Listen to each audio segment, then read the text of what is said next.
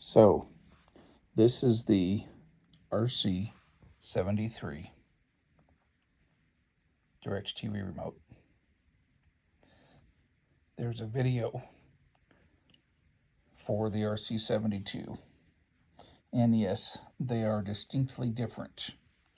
The RC73 has two screws here, and then you have to get a screwdriver under the edge, or a flat tool under the edge, to lift it up, pry this off the cover, and then underneath that you don't do what I did. As you can see there on the top, that's a screw, and I didn't realize that. So yeah,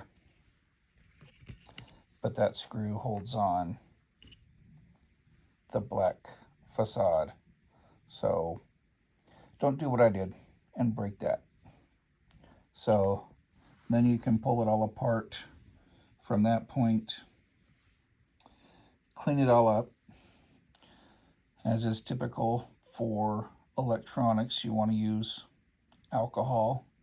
I actually have alcohol prep pads that I used that are lint free, so that makes life a little bit easier than using Q-tips. This was all nasty. The back side of this was all nasty. You can still see a little bit that I need to clean up.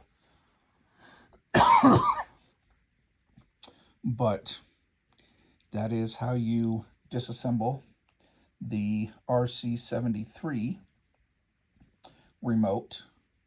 And again, it is different than the RC72, which only has one screw.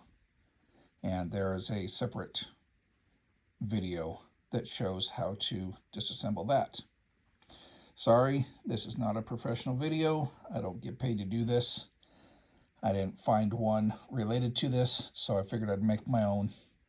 So, hope this helps. Thanks. Have a good day.